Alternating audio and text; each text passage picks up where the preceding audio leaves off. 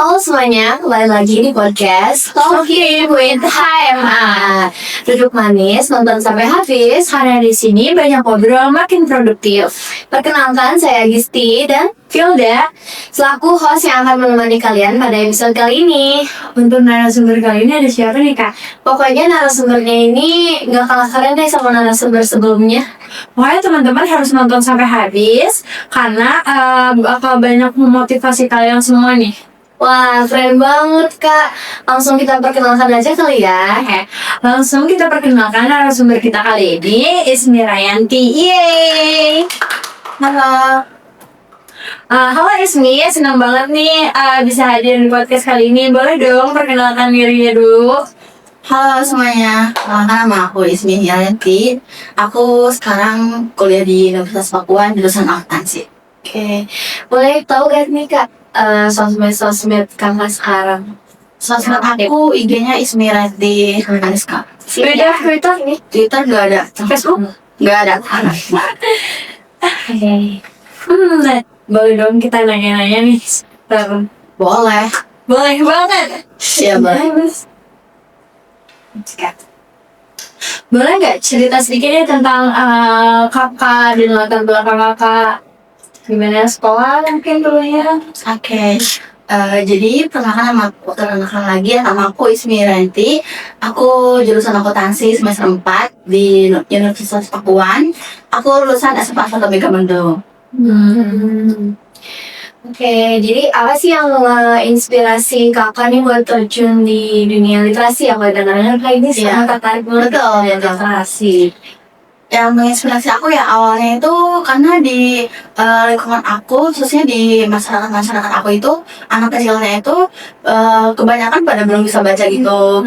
Jadi aku mikir, kalau misalnya aku adain les ataupun adain perpustakaan kecil di rumah aku ataupun kayak semacam komunitas literasi gitu, kayaknya bisa nih buat ikut ajak anak-anak buat lebih paham sama bacaan kecil gitu. Berarti suka kayak ngajar-ngajar gitu ke anak-anak? Kalau ngajar sebenarnya waktu itu mau sih, cuman belum terlaksana aja. Tapi kalau misalnya kayak lomba di SD itu pernah waktu itu program literasinya. Gimana sih proses kakak Ismi sendiri terpilih sebagai duta baca tuh gimana sih? Sebenarnya prosesnya panjang ya, karena jarak aku dari rumah itu di Puncak, lalu jarak ke dinasnya itu di Cibinong, itu dari ujung ke ujung kan jauh ya, itu jarak pasti Macet. iya macet juga gitu. Tapi untungnya ada yang nganter juga gitu, ada yang ngematin juga, jadi lebih apa ya, Lebih semangat juga gitu kan ya gitu. Terus dari awal pendaftaran administrasi, terus wawancara seleksi, lalu dan karantina finalis kayak gitu. Terus apa sih arti duta baca secara pribadi? Arti duta baca Dari kakak ya. Oke, arti duta kan itu sosok role model ya, sosok yang motivator ataupun yang inspirasi orang-orang sekitar gitu. Kalau baca itu kan membaca gitu, jadi arti duta itu menurut aku pribadi yaitu seseorang yang memang bermotivasi untuk di dunia literasi kayak gitu. Sejak kapan sih mulai mencintai buku-buku nih? Kan biasanya beberapa orang ada ya nggak suka atau males buku nih. Kalau Kak Ismi sendiri tuh sejak kapan sih mulai mencintai buku tuh? Sebenarnya awalnya itu aku baca itu dimulai dari SMP, kelas 2 SMP. Dimulai itu dari ada aplikasi yang di handphone itu, baca-baca novel kayak gitu-gitu. Terus aku sering ke perpustakaan di SMP juga, jadi sering pinjam buku juga. Jadi dari situ aku suka sama buku. Mulai ngembangin ya berarti dari situ. Apa sih tugas dan tanggung jawab utama bagi seorang duta baca kayak Kak Ismi ini?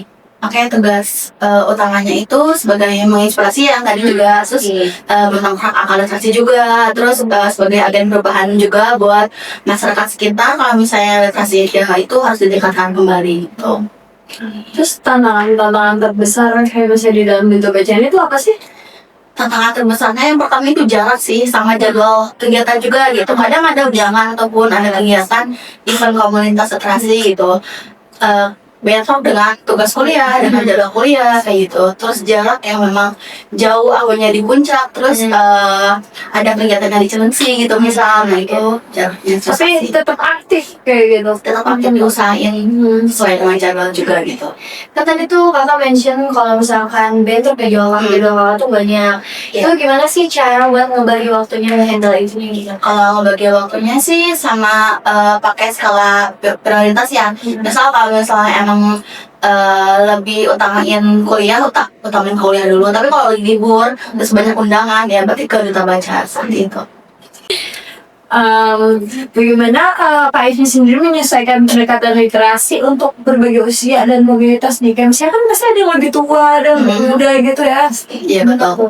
Kalau usia kan anak kecil, untuk usia kita kan beda juga ya maksudnya. Kalau anak kecil tuh lebih yang hewan-hewan tuh lebih dongeng, cerita gitu-gitu, puisi gitu-gitu. Tapi kalau untuk kita menambah mendengar aja itu udah termasuk literasi kok. Jadi menonton film juga udah termasuk literasi.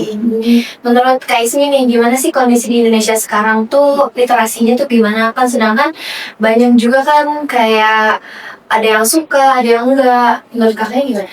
Kalau literasi di Indonesia ini banyak event ataupun banyak komunitas yang sering aku datengin, itu tuh emang banyak juga yang bilang kalau literasi di Indonesia ini sangat rendah ya. Apalagi dari aku baca sih di Badan Pusat Statistik kalau nggak salah ya, emang literasi di Indonesia ini peringkatnya itu rendah. Jadi harus lebih ditingkatkan lagi juga. Harus ada pendorongan gitu nggak Iya, sih harus ada biasanya? modal ngedongkrak gitu buat lebih baik lagi. Terus apa sih faktor utama rendahnya minat baca masyarakat tuh apa aja sih Kak? Faktor yang utama mungkin dari aksesnya gitu, karena kan ada anak-anak dari lingkungan aku juga yang memang susah ataupun belum adanya buku gitu-gitu. Terus ada beberapa daerah yang belum adanya taman bacaan masyarakat juga gitu, ada belum perpustakaan kota juga kan jauh, kabupaten juga jauh gitu, jadi susah akses yang pertama. Terus yang kedua mungkin dari dianya belum terbiasa untuk membaca buku sejak dini kayak gitu. Nah kan susah ya membaca sejak dini tuh. Gimana sih cara kakak mungkin yang lebih efektif biar minat baca untuk anak-anak tuh biar lebih naik lagi gitu? Cara yang efektif sejak usia dini itu dimulai dari orang tua ya sih teman-teman, karena dari orang tua yang sering mendongeng ataupun membacain cerita sebelum tidur ke anaknya, itu mungkin bisa jadi anaknya terbiasa dengan mendengar dan membaca gitu. Makanya tumbuh kembangnya itu pasti suka baca juga gitu. Iya. Dan kalau misalnya dari usia dininya Udah diajarin diajarin ya. juga, iya betul. Jangan diajarin kayak main handphone kayak gitu kan, Yang gitu. sekarang tuh lebih seringnya baby tuh Iya, main handphone, gitu. anaknya dibiarin Ya dibiarin kayak gitu. Tapi udah banyak nggak sih kayak relawan-relawan misalnya mau ngajarin atau berbagi buku gitu sebelumnya? Itu banyak sih kalau misalnya emang kalian ini juga banyak, kalau misalnya ada event-event juga gitu, dan nasi buku juga ada dari perpustakaan ataupun dari mana juga suka ada. Berarti Kak Smi suka nih kalau misalnya ikut event-event kayak gitu sebelumnya. Iya suka ikut bedah buku juga, itu suka kayak gitu. Peran media sosial yang mendukung literasi itu apa sih Kak? Sama yang peran media yang menghambat tuh apa aja sih? Peran sosial media yang mendukung. Yang mendukungnya itu kita jadi bisa lebih luas kan informasinya gitu. Kalau misalnya ada mengadakan event itu bisa lebih gampang buat narik pesertanya gitu, karena melalui media gitu. Tapi kalau untuk menghambatnya itu karena ya ketergantungan itu gitu, informasi yang nggak akurat kayak hoax ataupun apa gitu kan bisa tersebar luas gitu ya. Gampang, orang nggak mau percaya. Nggak mau percaya gitu kan, ada ini ada itu, gitu yang paling menghambat sih. Menurut Kak Ismi nih, apa sih peran perempuan dalam membangun budaya baca di lingkungan keluarga itu harus seperti apa? Mungkin udah dijelaskan tadi ya peran orang tua ataupun perempuan gitu, karena kalau misalnya orang tua yang aware sama literasi ataupun penting literasi pasti paham gitu ke anak-anaknya, jangan terlalu banyak main handphone, lebih pahamin membaca kayak gitu. Terus buat keluarga juga gitu, kalau misalnya kita sering banyak buku ataupun ada buku gitu, karena kalau keluarga apa ya lagi bingung ngapain lagi, kadang suka ada yang pinjam buku juga Iya, gitu, iya. baca gitu. Siapa sih tokoh perempuan yang menginspirasi Kak Ismi sendiri dalam bidang literasi ini? Pokoknya yang menginspirasi ya. Iya. Itu yang pertama ada Kak Najwa Shihab, karena beliau juga itu sosok perempuan yang Iya. pintar juga kan gitu. Terus beliau juga sebagai duta baca Indonesia juga gitu. Oh iya? Iya betul, beliau duta baca Indonesia. Berarti pernah ketemu atau gimana? Belum pernah ketemu. Iya, semoga aja bisa ketemu ya. Ada Bunda Talia juga. Beliau sebagai Bunda Literasi Jawa Barat juga. Keren banget ya. Iya. Menurut Kak Ismi, apa sih buku yang paling berpengaruh dalam hidup Kak Ismi? Buku yang paling berpengaruh dalam hidup aku itu ada filosofi teras, karena di buku itu kalau misalnya kita lagi ada masalah atau lagi panik atau maupun lagi gimana nggak apa-apain aja gitu. Kalau misalnya kita lagi kejebak macet nih gitu kan, kesel sendiri, marah-marah sendiri, jadi energinya habis. Daripada kita capek juga, mending kayak udah nggak apa-apain aja. Sabar ya. Iya, sabar juga gitu. Sabar ya. Betul, Kak Ismi juga orangnya sabar ya. Iya, kayaknya. Iya. Selama menjadi duta baca itu udah beberapa event aja sih yang Kak Ismi ikutin gitu. Sebenarnya banyak ya, karena udah dimulai hampir 1 tahun juga nih aku sih ngejabat sebagai duta baca Kabupaten Bogor juga gitu. Event ataupun undangan kegiatan dari bedah buku ataupun kolaborasi dengan perusahaan gitu untuk ikutin kegiatan literasi di sekolah-sekolah SD kayak gitu. Pernah dapat undangan kayak keluar kota gitu nggak sih Kak? Keluar kota sebenarnya pernah juga ke Depok sih, karena pemilihan duta baca kota Depok juga. Jadi aku kesana gitu. Kalau Sebagai keluar aja. kota misalnya Jawa Timur, Jawa Tengah gitu belum ya? Belum ya, kalau ke yang jauh-jauh belum sih. Kan Kak Ismi pasti banyak baca buku ya. Apa sih genre favorit Kak Ismi? Genre favoritnya sih aku sukanya novel ya, fiksi gitu. Tapi ada juga kalau misalnya lagi kondisi kayak overthinking atau apa, aku lebih suka fiksi kayak buku pengembangan diri kayak gitu. Terus favoritnya siapa nih? Kalau boleh tahu. Penulis favoritnya aku suka Sana Rintik Seduh sama Lila Jugari juga yang nulis bercerita juga.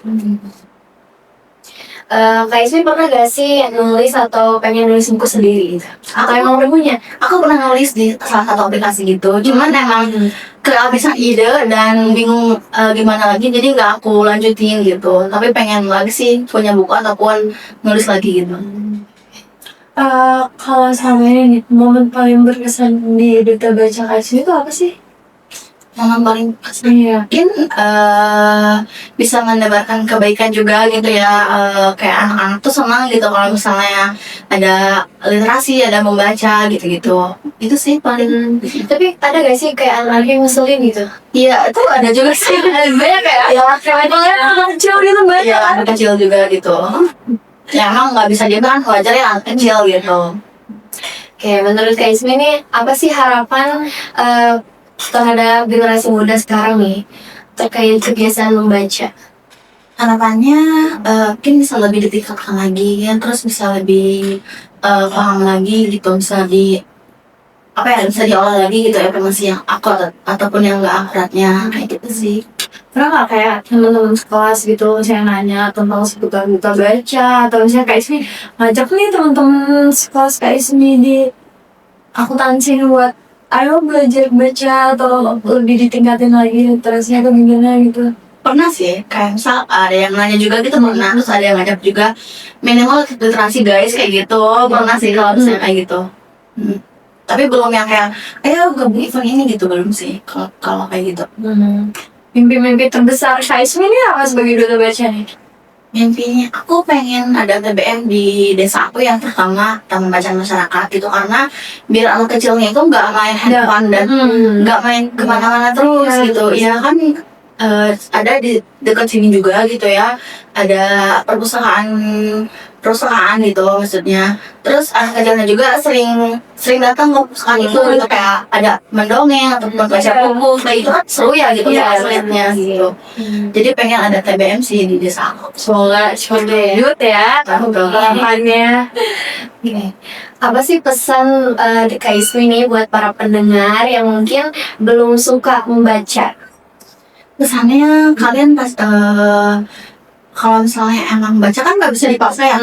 Terbiasa aja dulu gitu. Kalau misalnya bagi yang laki-laki juga kayak suka main ML itu kan baca-baca apa itu kan masih bisa ya. Terus kalau misalnya kita juga sedikit-sedikit lah baca informasi yang ada di sebar di luaskan podcast ini gitu kan, informasi di mading atau apa itu biasain dulu aja sih, nanti juga terbiasa sama baca dan suka sama bacaan tersebut. Oke, dari Kak Ismi ada nggak sih kata-kata motivasi?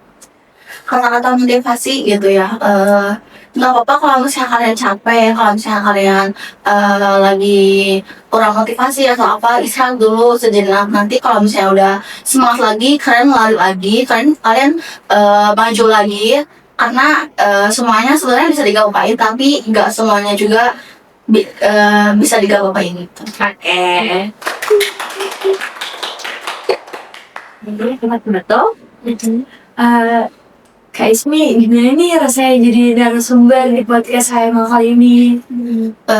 Tentunya senang ya gitu karena bisa sharing juga dan interaksi. Semoga juga yang nonton ini semakin senang sama baca-baca juga, kalian juga gitu yang bikin senang sama baca gitu. Meningkatkan ya. Meningkatkan interaksi juga gitu.